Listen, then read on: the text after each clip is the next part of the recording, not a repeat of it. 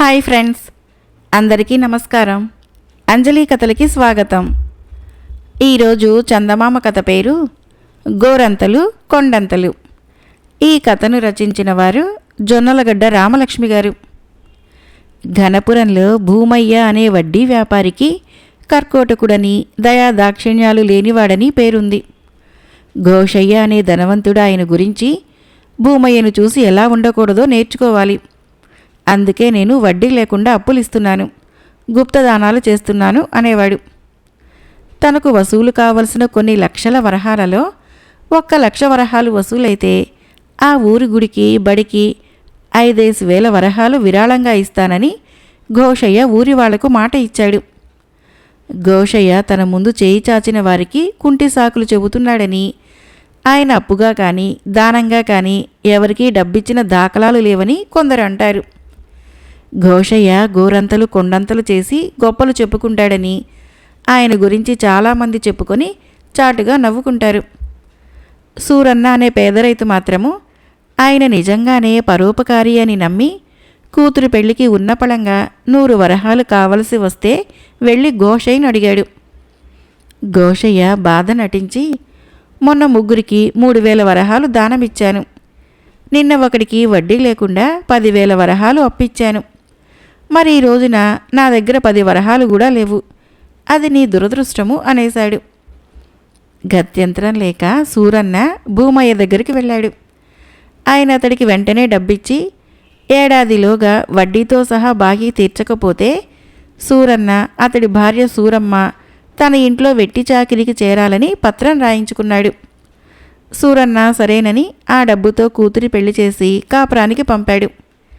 కానీ ఆ ఏడాది సరిగ్గా పంటలు పండక డబ్బు సర్దుబాటు కాలేదు. భూమయ్య బాకీ తీర్చటానికి మళ్ళీ ఘోషయ్యని డబ్బడిగాడు సూరన్న. ఘోషయ్య కాసేపు ఆలోచించి, ఇతరుల సాయంతో ఎన్నాళ్ళని బ్రతికిడిస్తావు, నీ మేలు కోరి చెబుతున్నాను, భూమయ్య దగ్గర వెట్టి చాకిరీకి చేరిపో, నీకు నీ భార్యకు జీవితాంతము తిండికి గుడ్డకు అసలు లోటుండదు అన్నాడు. అయ్యా, నేను నా భార్య వెట్టి చాకిరీకి సిద్ధమే, కానీ మా అబ్బాయి శేఖరుడు ఒప్పుకోవటం లేదు. వాడు అంతో ఇంతో చదువుకున్నాడు, వ్యాపారం చేసి డబ్బు సంపాదించి నా బాకీలన్నీ తీరుస్తానంటున్నాడు, ఈలోగా మీ సాయం కావాలి అన్నాడు సూరన్న. అయితే నువ్వు శేఖరుణ్ణి నాకప్పచెప్పి భూమయ్య దగ్గర చేరు, వాణ్ణి గొప్పవాణ్ణి చేసి వాడి చేతే నీకు వెట్టి చాకిరీ తప్పిస్తాను. అప్పుడు ఊరంతా నీ పౌరుషాన్ని నా ఔన్నత్యాన్ని మెచ్చుకుంటారు. ఇలా ఇప్పటికీ 10 కుటుంబాలకి సాయపడ్డాను, నీది 11వది అన్నాడు ఘోషయ్య. సూరన్న శేఖరుణ్ణి ఘోషయ్య దగ్గర వదిలి భార్యతో పాటు భూమయ్య వద్ద వెట్టి చాకిరీకి చేరాడు. అప్పుడు శేఖరుడు ఘోషయ్యని వ్యాపారంలో పెట్టుబడికి 1000 వరహాలు ఇప్పించమని కోరాడు. 1000 కర్మ, 1,00,000 వరహాలు ఇస్తాను, కానీ ఒకరినడిగి తెచ్చే పెట్టుబడితో ఏ వ్యాపారమూ రాణించదు, నీ తెలివితేటలే వ్యాపారానికి పెట్టుబడి కావాలి. ఒకప్పుడు నేను పుల్లయ్య, రంగడు, భద్రము అనే 3 పేదవాళ్లను చేరదీసి చదువు చెప్పించి పెళ్ళిళ్ళు చేశాను. వ్యాపారం చేసుకోమని ఒక్కొక్కరికి 10,000 వరహాలు అప్పిచ్చాను. వాళ్ళు ఏడాది తిరగకుండా వెనక్కొచ్చి నేనిచ్చిందంతా నష్టపోయానని చెప్పి మళ్ళీ డబ్బులు అడిగారు. నేనివ్వనంటే జనపురం వెళ్ళి అక్కడ వ్యాపారాలు చేసి లక్షలు గడించారు. వడ్డీ కూడా అక్కర్లేదన్నా ఈనాటి వరకు నాకు 1 వరహా కూడా చెల్లుపట్టలేదు అన్నాడు ఘోషయ్య. ఆ మాటలకి శేఖరుడు చిన్నబుచ్చుకొని, తమరీ కథ నాకెందుకు చెప్పారో కానీ నేను అలాంటి వాణ్ణి కాను, నాకిచ్చిన డబ్బును వడ్డీతో కలిపి పువ్వుల్లో పెట్టి వెనక్కివ్వగలను అన్నాడు. ఘోషయ్య చిరునవ్వు నవ్వి, నాకు వడ్డీలెందుకు, డబ్బు తిరిగొస్తే వేరెవరికైనా సాయపడవచ్చునని నా ఆశ, కాబట్టి నువ్వు జనపురం వెళ్ళి ఆ 3 కలుసుకో, నీ తెలివినంతా ఉపయోగించి వసూలు చేయగలిగినంత తీసుకో, అదే పెట్టుబడిగా వ్యాపారం మొదలుపెట్టు, బాగుపడ్డాక నా డబ్బు నాకు ఇచ్చెయ్యి అన్నాడు. శేఖరుడు జనపురం వెళ్ళాడు. ముందుగా భద్రంను కలిసి జరిగింది చెప్పాడు. భద్రముఖము కోపంతో ఎర్రబడింది. ఘోషయ్య గోరంత సాయం చేసి కొండంత చేసినట్లు ప్రచారం చేస్తాడు. నిజానికైనా నాకు రంగడికి పుల్లయ్యకు ఇచ్చిందెంతో తెలుసా, ఒక్కొక్కరికి 3 వరహాలు. మొదటి వరహా చదువుకి, రెండోది పెళ్లికి, మూడోది వ్యాపారానికి. ఆయన మాటలు నమ్మి నా దగ్గరకొచ్చిన నిన్ను చూస్తే జాలేస్తుంది అన్నాడు. దానికి శేఖరుడు, నేను డబ్బు వసూలుకు మీ వద్దకు రాలేదు. ఆ ఘోషయ్య మాటలు నమ్మి మా నాన్న వెట్టి చాకిరీ పాలయ్యాడు. ఆయన మాటలెంత నమ్మదగినవో మిమ్మల్ని అడిగి తెలుసుకొని ఆయనకు తగిన విధంగా బుద్ధి చెప్పాలనే వచ్చాను అన్నాడు. భద్రము, నువ్వు ఆయనకు బుద్ధి చెబుతానంటే నిన్ను నా వ్యాపారంలో భాగస్వామిని చేయగలను. అయితే అందుకు నువ్వు వారం రోజుల్లోగా నీ తల్లిదండ్రులకు వెట్టి చాకిరీ తప్పించి నీ తెలివి నిరూపించుకోవాలి అన్నాడు. తర్వాత శేఖరుడు రంగడిని కలుసుకొని జరిగింది చెప్పాడు. రంగడు వచ్చే కోపాన్ని అణుచుకొని, ఘోషయ్యకు బుద్ధి చెబుతానంటే నేను నీ తల్లిదండ్రులకి వెట్టి చాకిరీ తప్పించగలను. అందుకు నువ్వు వారం రోజుల్లో ఒక అయినింటి పిల్లతో పెళ్లి సంబంధం కుదుర్చుకొని నీ తెలివి నిరూపించుకోవాలి అన్నాడు. చివరిగా శేఖరుడు పుల్లయ్యను కలుసుకొని అంతా చెప్పాడు. భార్య పోతే 50 ఏళ్ల వయసులో రెండో పెళ్లి చేసుకున్నాడు ఆయన. పెళ్ళిడికొచ్చిన కూతురు సవతి తల్లి అయిందానికి కాని దానికి ప్రతిరోజు గొడవ పడుతూ ఉంటే ఆయనకు ఇల్లు నరకమైంది. యోగ్యుడిలా కనపడిన శేఖరుడికి తన కూతుర్నిచ్చి పెళ్లి చేస్తే బాగుంటుందని తోచి, నీకు నా కూతుర్నిచ్చి పెళ్లి చేస్తాను.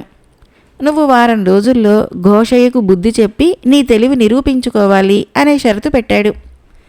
కాసేపు ఆలోచించగా శేఖరుడికి ఒక ఉపాయం తట్టింది. పుల్లయ్యకు చెబితే ఆయన ఎంతో సంతోషించి అతడికి 30 వరహాలు ఇచ్చాడు. శేఖరుడు తిరిగి గణపురానికి వెళ్ళి ఘోషయ్యను కలుసుకుని, పుల్లయ్య, రంగడు, భద్రము మీ నుంచి ఒక్కొక్కరు 3 వరహాలు మాత్రమే తీసుకున్నారట. వడ్డీతో సహా బాకీ తీర్చేస్తామని బలవంతంగా ముగ్గురు కలిసి ఈ 30 వరహాలు నాకిచ్చి పంపారు. మీరు తీసుకోకపోతే ఈ ఊరు వచ్చి రభస చేస్తారట అంటూ ఆయన చేతిలో 30 వరహాలు ఉంచాడు. పుల్లయ్య, రంగడు, భద్రము నిజంగానే ఇక్కడికొచ్చి రభస చేస్తారని భయపడ్డ ఘోషయ్య ఒక్క క్షణం తటపటాయించి, సరేలే, ఈ మాట ఇంకెవరితోనూ అనకు అని ఆ డబ్బును తీసుకున్నాడు. మీరు నాకు ఆదర్శం, ఎవరికేం చెప్పినా మీకులాగే చెబుతాను అన్నాడు శేఖరుడు. అందుకు ఘోషయ్య సంతోషించగా శేఖరుడు ఆయన వద్ద సెలవు తీసుకున్నాడు. తర్వాత శేఖరుడు ఊళ్ళో కొందరు ముఖ్యుల్ని కలుసుకొని, ఘోషయ్య గారు గోరంతలు కొండంతలు చేస్తారన్నది అబద్ధం. ఆయన నిజంగానే ఎవరికో 30,000 వరహాలు అప్పిచ్చి నిమ్మకు నీరెత్తినట్లు ఊరుకున్నాడు. నేనా బాకీని ముక్కుపిండి వసూలు చేస్తే వడ్డీతో సహా 1,00,000 రూపాయలు వచ్చింది. అందుకు సంతోషించి ఆయన మా నాన్నను వెట్టి చాకిరీ నుంచి తప్పించి నాకు ఉద్యోగం వేయించి పెళ్లి చేయిస్తానని మాటిచ్చాడు. నేనిక జీవితంలో స్థిరపడినట్లే అని చెప్పాడు. ఈ వార్త ఊరంతా పాకి ఘోషయ్యను చేరింది. ఆయన కంగారుపడి శేఖరుణ్ణి పిలిచి, నువ్వు నాకిచ్చింది 30 వరహాలు, ఊళ్ళో 1,00,000 అని చెప్పావు. నేను నీకే ఉపకారము చేస్తాననలేదు, చేస్తానన్నట్లు ఊళ్ళో చెప్పావు. అంతా దానధర్మాలంటూ వెంటబడి నన్ను దోచాలని నీ ఆలోచనైతే అది సాగనివ్వను. నీ అబద్ధాల గురించి ఊళ్ళో చెప్పేస్తాను అంటూ బెదిరించాడు. అందుకు శేఖరుడు వినయంగా, ఎవరికేం చెప్పినా మీకులాగే చెబుతానని ముందే మీతో అన్నాను. అప్పుడు మీరు సంతోషించారు కూడా. తమరు పుల్లయ్య, రంగడు, భద్రంలకి 3 వరహాలిచ్చి 10,000 అన్నారు. అంటే 30 వరహాలు 1,00,000 కదా. గోరంతలు కొండంతలు చేయటము తమ పద్ధతే గదా. మెచ్చుకుంటారనుకున్నాను. నచ్చకపోతే నావి అబద్ధాలని ఊళ్ళో చెప్పేయండి, నేనేమి అనుకోను అన్నాడు. శేఖరుడు చెప్పింది అబద్ధమంటే బయటపడేది తన బండారమే అని గ్రహించిన ఘోషయ్య తేలుకుట్టిన దొంగలా ఊరుకున్నాడు. అంతేకాదు, గతంలో మాటిచ్చిన ప్రకారము ఊళ్ళో గుడికి బడికి కలిపి 10,000 వరహాలు విరాళంగా ఇచ్చాడు. బుద్ధొచ్చింది, ఇక ఈ జన్మలో గోరంతలు కొండంతలు చేసి గొప్పలు చెప్పుకోను అని మనసులో అనుకున్నాడు. ఈలోగా పుల్లయ్య, రంగడు, భద్రము ఘనపురం వచ్చారు. ఘోషయ్యకు తగిన శాస్తి జరిగిందని సంతోషించారు. ఆ తర్వాత భద్రము శేఖరుడికి తన వ్యాపారంలో భాగమిచ్చాడు. రంగడు భూమయ్య అప్పు తీర్చి సూరన్న దంపతులకు వెట్టి చాకిరీ తప్పించాడు. పుల్లయ్య అతడికి తన కూతుర్నిచ్చి పెళ్లి చేశాడు. శేఖరుడు జనపురానికి మకాం మార్చే ముందు ఘనపురంలో గొప్ప విందు ఏర్పాటు చేసి, ఈరోజు నా జాతకమిలా మారిపోవటానికి ఘోషయ్య గారే కారణము అని ఊరి పెద్దలకు చెప్పాడు.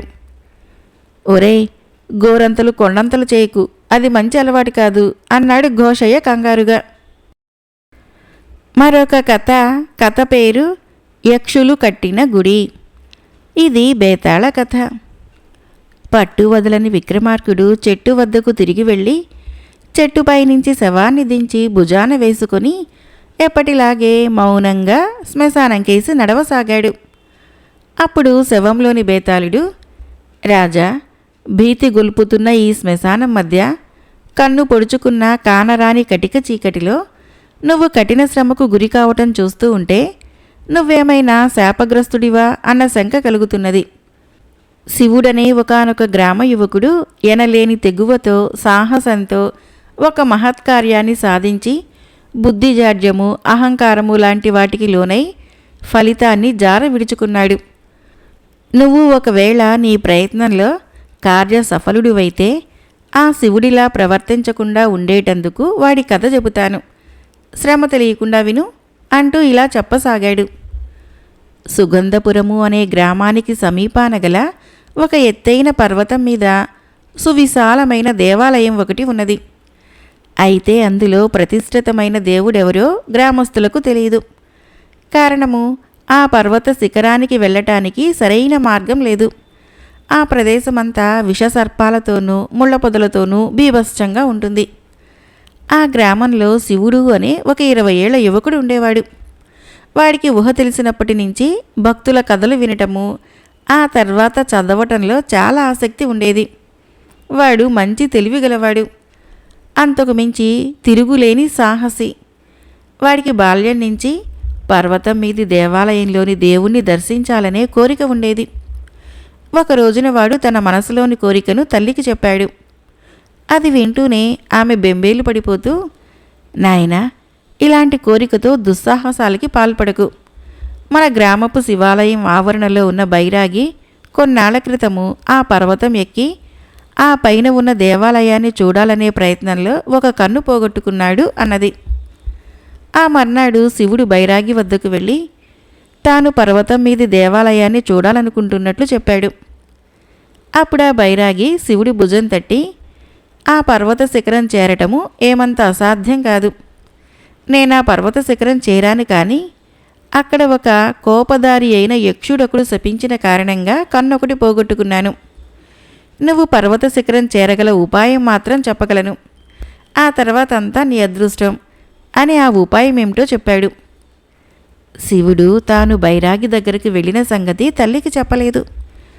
ఒక వారం రోజులాగి వాడు ఒకనాటి ఉదయపు వేళ మహాశివుడికి ప్రీతిపాత్రమైన మారేడు దళాలు వెంట తీసుకొని పర్వతం ఎక్కటానికి బయలుదేరాడు. బైరాగి చెప్పినట్లే పర్వతం దిగువ భాగాన ఒక బండరాయి మీద మహాశివుడి రూపము లీలగా చెక్కబడి ఉన్నది. శివుడు ఆ రూపానికి నమస్కరించి మారేడు దళాలని పాదాల వద్ద కొద్దిసేపు ఉంచి తీసుకుని తల మీద పెట్టుకున్నాడు. ఆ దళాల మహిమ వలన ముళ్ళు గుచ్చుకోవు, విషసర్పాలు అసలు దగ్గరకు రావు. ఇది బైరాగి ఎంతో శ్రమించి తెలుసుకున్న రహస్యం. మిట్ట మధ్యాహ్న సమయానికి శివుడు సగం పర్వతం ఎక్కగలిగాడు. అంతలో సమీపాన ఉలితో ఎవరో శిల చెక్కుతున్నట్లు సవ్వడి వాడికి వినిపించింది. శివుడు అటుకేసి తల తిప్పి చూశాడు. విలువైన వస్త్రాభరణాలతో ఉన్న ఒక దేవతా పురుషుడు ఉలితో శివలింగం చెక్కుతున్నాడు. అయితే అది మధ్య మధ్య బీటలు వారుతున్నది. బైరాగి చెప్పిన యక్షుడు అతడేనని గ్రహించిన శివుడు మెల్లగా అతడి ముందుకు వెళ్ళి వినయంగా నమస్కరించాడు. దేవతా పురుషుడు తల ఎత్తి శివుణ్ణి చూస్తూనే కోపంగా, ఓహో, అల్పమానవులకు నా బోటి యక్షుడు కూడా ఎంత చులకనైపోయాడు. ఆ మధ్య ఒక బైరాగి, ఇప్పుడు నువ్వు, స్వార్థపరులైన మీ మానవుల వలన మా పూజలకు ఆటంకం కలగకుండా పర్వత మార్గాన్ని దుర్గమం చేశాము. అయినా ఎలా ఇక్కడికి రాగలిగావు? అలనాడు వచ్చిన బైరాగి ఒక కన్ను పోగొట్టుకున్నాడు, ఎరగవా అని ప్రశ్నించాడు. ఆ ప్రశ్నకి శివుడి వినయంగా, యక్షోత్తమ, మీరు శపించిన బైరాగి ద్వారా మీ యక్షులు ఈ పర్వత ప్రాంతాన మహాశివుడి పట్ల చేసిన అపచారాన్ని గురించి విన్నాను.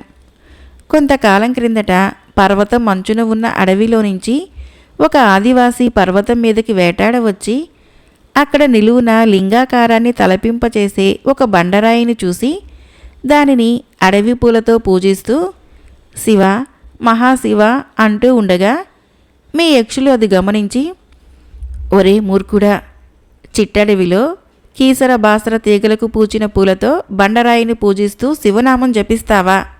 ఎంత అపచారము అంటూ రాయిని పగలగొట్టి అతన్ని అక్కడి నుంచి తరిమేశారు అని ఇంకా ఏదో చెప్పబోతూ ఉండగా యక్షుడు వాణ్ణి వారించి, నువ్వు చెప్పే యక్షుల్లో నేనొకణ్ణి. నా పేరు యశోధనుడు. ఇదంతా ఈ పర్వతం మీద తిరుగుతున్న ఏ యక్షుడి నుంచో ఆ బైరాగి తెలుసుకుని ఉంటాడు.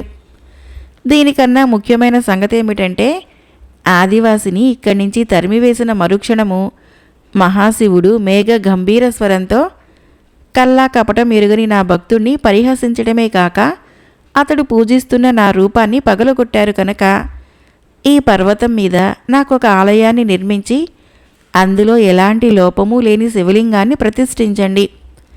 నిస్వార్థపరుడైన నా భక్తుడికి మాత్రమే అది సాధ్యపడుతుంది.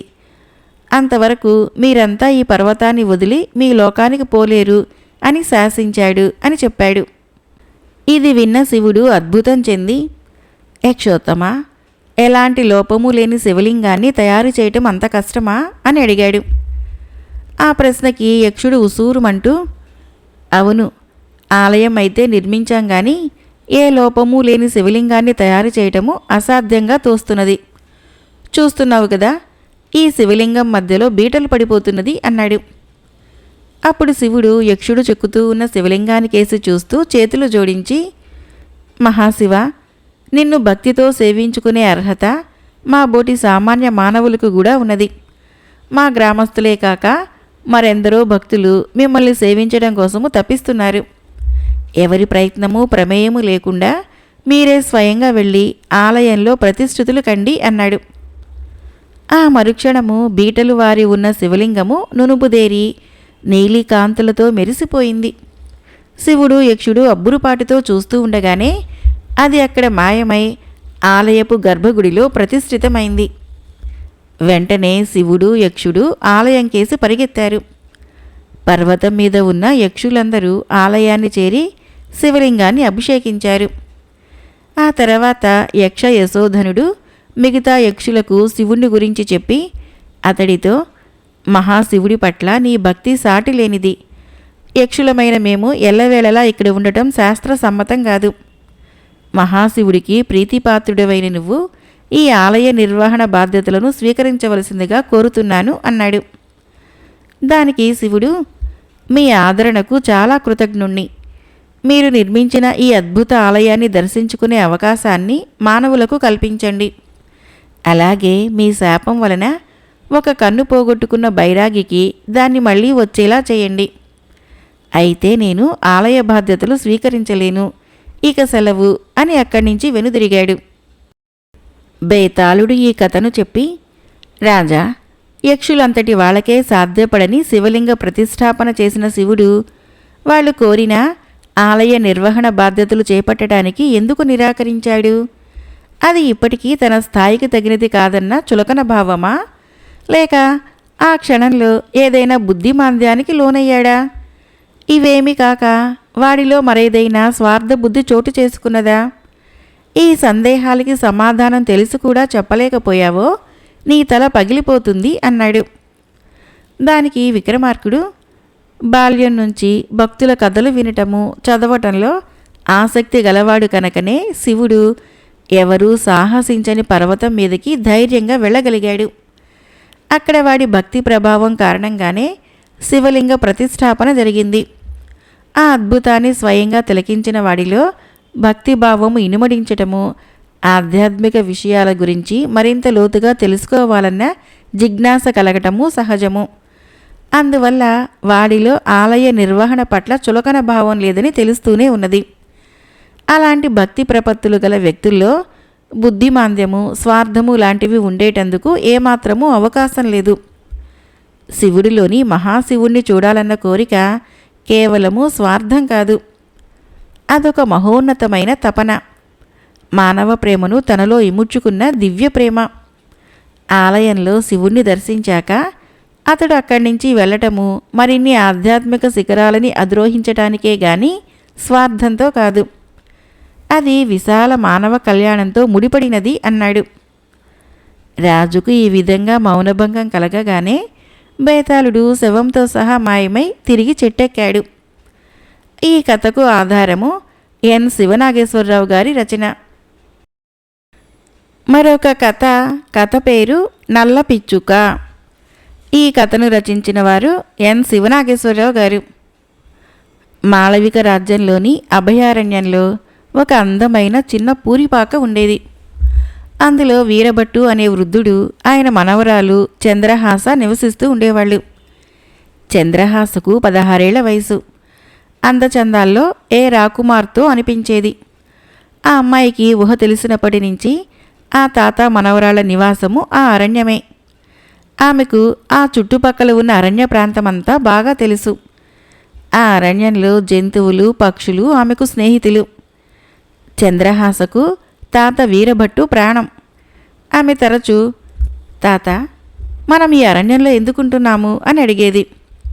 అందుకు కారణము వీరభట్టు ఎన్నిసార్లు చెప్పినా చంద్రహాస మళ్ళీ మళ్ళీ చెప్పించుకొని వినేది. గతంలో వీరభట్టు మాళవిక రాజ్యం రాజు ధీరసింహుడి వద్ద రధికుడుగా పనిచేసేవాడు. ఒక పర్యాయము ధీరసింహుడికి పొరుగురాజు చిత్రవర్ణుడికి మధ్య యుద్ధం జరిగింది. ఆ యుద్ధ సమయాన ధీరసింహుడు రథాన్ని వీరభట్టు నడిపిస్తున్నాడు. పోరు ముమ్మరంగా సాగుతున్న తరుణంలో చిత్రవర్ణుడు విసిరిన ఈటె వచ్చి ధీరసింహుణ్ణి తాకి గాయపరిచింది. ఆ తర్వాత యుద్ధంలో విజయము ధీరసింహుడు సాధించిన తనకు గాయం కావటానికి వీరభట్టు అజాగ్రత్తే కారణమని భావించి అతడికి నగర బహిష్కారం విధించాడు. అప్పటి నుంచి వీరభట్టు తల్లిదండ్రులు లేని చంద్రహాసతో అరణ్యంలో కాపురం ఉండసాగాడు. ఒకరోజు చంద్రహాస ఊయలు ఊగుతూ ఉండగా ఆమె దృష్టి ఒక నల్ల పిచ్చుక మీద పడింది. అది ఒక పొద దగ్గర ఎగరలేక రెక్కలు అల్లాడిస్తూ పడి ఉన్నది. చంద్రహాస దాని దగ్గరికి వెళ్ళి చేతుల్లోకి తీసుకున్నది. పిచ్చుక రెక్కల్లో గాయమై ఉన్నది. చంద్రహాస నల్లటి పిచ్చుక గాయానికి మందు పూసి అది తినటానికి గింజలు, తాగటానికి నీరు ఇచ్చింది. మర్నాటికల్లా ఆమె సపర్యల వలన సేదదీరిన నల్ల పిచ్చుక ఆమె వంక కృతజ్ఞతగా చూడసాగింది. కొద్ది రోజులకి నల్ల పిచ్చుక గాయం పూర్తిగా నయమైపోయింది. త్వరలోనే పిచ్చుక చంద్రహాస విడదీయరాని స్నేహితులయ్యారు. ఒకరోజు మహారాజు ధీరసింహుడు కొంతమంది సైనికులతో చంద్రహాస ఉన్న పాక దగ్గరకు వచ్చాడు.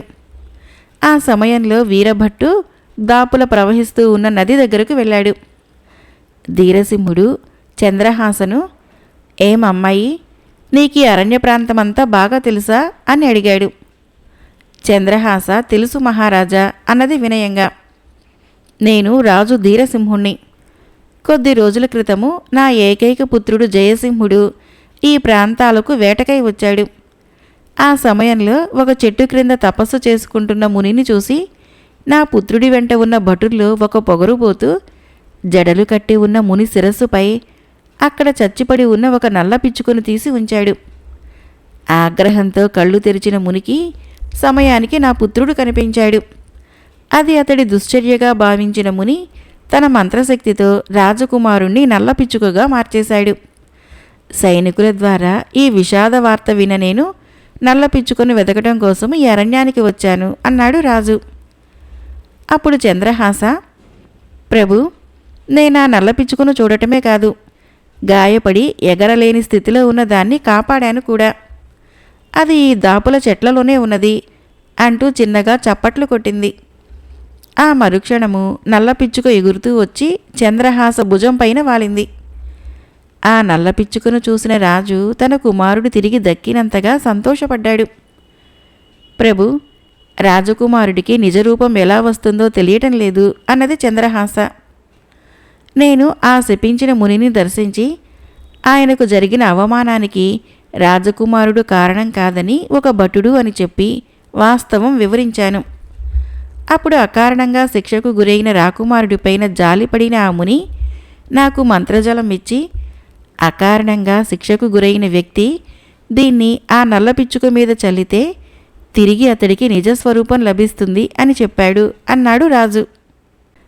రాజు ఇలా చెప్పగానే చంద్రహాస ఆనందంగా, ప్రభు, సమస్య పరిష్కారమైపోయినట్లే అన్నది.